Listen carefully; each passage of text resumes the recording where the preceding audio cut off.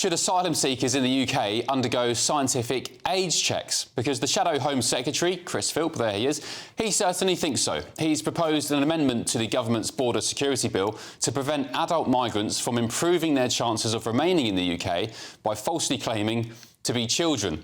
And in the first half of last year, over 1,300 asylum seekers here were caught misrepresenting their age, a record high. And I can say, by the way, I'll just add, I'm sure there's plenty more who haven't been caught. One male asylum seeker, here he is, he spent 6 weeks posing as a Year 11 student at a school in Ipswich.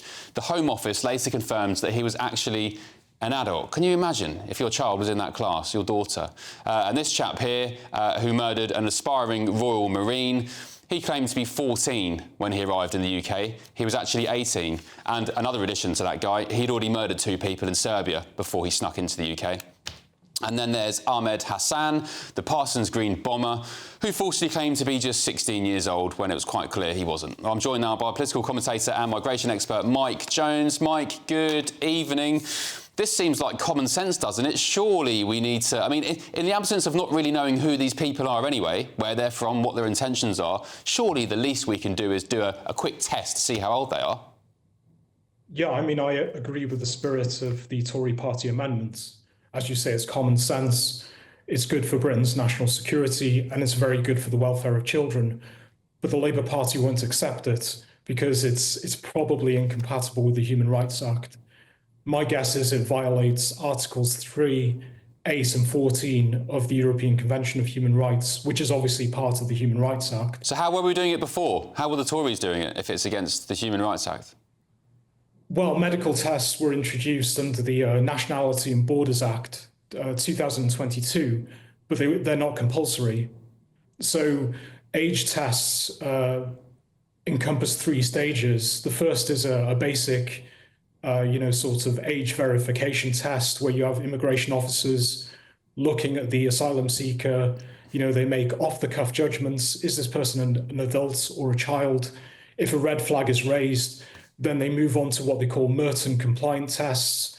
So you have sort of interviews, behavioral and visual tests. And then if a red flag is raised again, they move on to the medical tests, but they're not compulsory. That's basically status quo. So the problem here is the Human Rights Act. I mean, my personal view is anybody who enters here illegally should be detained and deported. Yeah. But you need to remove the HRA to do that. Yeah, I mean, it just beggars belief. Why, aside from the Human Rights Act, what is it? What is the criticism of testing people for their age? Have you heard any decent arguments, aside from just it's against their human rights? What is the actual argument? It's pretty much that. It's against their human rights. Just pathetic. They could invoke, Article 3, it's degrading in some way. Article 8, it's against their right to private and family life. Obviously, bodily integrity is part of that. Possibly invoke, Article 14, the principle of non-discrimination.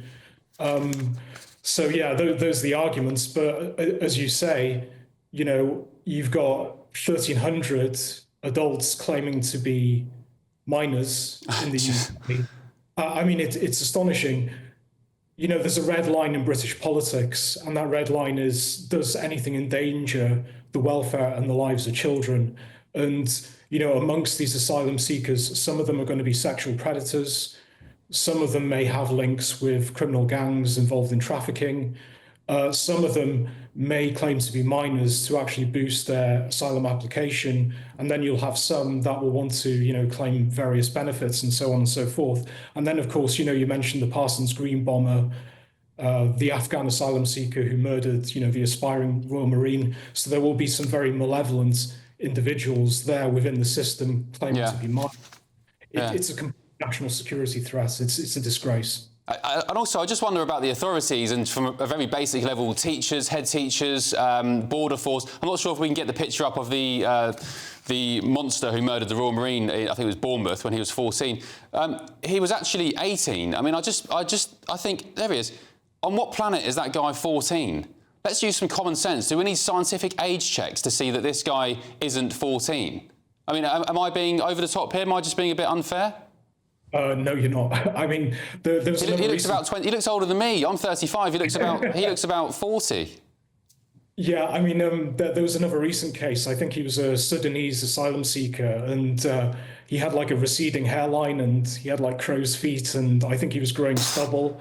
Look at And this they guy. is that him? Yeah, possibly. You know, they estimated his age was like 23 years old, and but the Look at courts. this. I know it's insane. You know, the local authorities flagged this up, and then the courts ruled against them on human rights grounds. I mean, Could you imagine if you were a parent, right? I mean, had that picture up of the guy just there, receding hairline, and your daughter came home and said, "Oh, Dad, I'd like to bring Mohammed round for tea. He's 14. He's just come from Afghanistan." Well, look at that. What a joke. When are we going to use some common sense in this country and just realise that, you know, as you said, for me, it breaches the social contract. You're putting children, young children at risk, particularly females, because you're not using common sense. We don't even need scientific testing for that. Just finally, last question to you. What do you make of the Tories' other amendment to the migration bill on deporting foreign criminals? At the moment, I think the threshold is, 12 months? But they want to change that so that anybody who commits a crime in the UK, if you're an immigrant here, you're off back home straight away, regardless. Yeah, I mean, I think FNOs should serve their time. I think it's important for the victims that they spend time in prison. But yeah, you know, once they serve their sentence, they should be booted out of the country. No ifs, no buts. You know, that's basic natural justice, and it's part of the social contract, as you say, because ultimately the number one priority for the British government should be towards the British people. And yeah, I think it's disgusting that FNOs are not deported automatically after their sentences. Well, you said it should be their priority. Do you think, Mike, that it is this government's priority, looking after British people? No, I think Labour is mostly a post-national government. I mean, obviously they do pay attention to British issues, of course they do. But Sir Keir Starmer has this mentality where the sort of international human rights legal community takes precedence over. Look at the Chagos Islands. Yeah, they would argue, Mike, if Sir Keir Starmer was here, he'd say, well, we've deported 30% more than last year, and whatever the number is now, more than 2,000 illegals who shouldn't have been here. That's a good point, yeah. Forced returns have gone up slightly.